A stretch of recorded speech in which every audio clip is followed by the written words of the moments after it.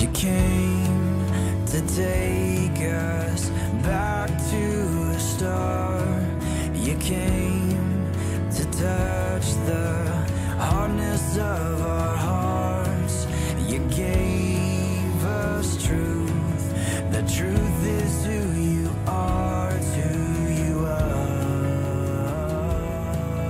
I think a lot of people have a hard time with crowds because it kind of reminds us how insignificant we are, in a way. The problem with that is we could start to think that God isn't or couldn't be personal with every one of us. You ever thought that? Like, if there's so many people in the world, how in the world could God be personal with me? And one of the most encouraging stories I've read is in Mark 7, where Jesus is surrounded by a crowd, and just like this, I guess, and he's getting pushed in on all sides, and these guys bring this guy to him who's mute and deaf. I mean, he can't hear Jesus teach. He can't tell Jesus how great he is. He's basically got nothing to offer him.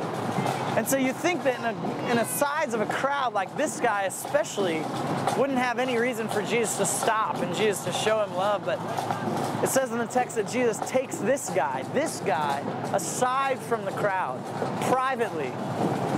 And he goes on to put this guy's face in his hands, his fingers in his ears. He takes some of his own saliva and touches the man's tongue, which is weird because, I mean, I'm married, but I wouldn't do that with my wife. Like, hey, baby. But Jesus, he gets as intimate as he possibly can with this guy. And then he whispers words of healing over him. He says, Ephatha, which means be open. And this guy starts to speak and hear for the first time. And what's unbelievable is this guy, like I was saying, had nothing to offer Jesus. But Jesus took him aside from the crowd privately. And that gives me great hope, because it means that we don't have to have anything special for Jesus to want to be intimate with us. And that this whole Christianity thing, it's not about having a bunch of right answers to the questions. It's not about having a belief system. It's about having an encounter with a person named Jesus, an encounter with the person who wants to take us aside from the crowd and speak words of healing into us, you know? I don't know. I guess that's our hope with this song, is to remind us that if our belief system never leads us to an encounter with the person, if it doesn't leave our hearts changed, what good is it?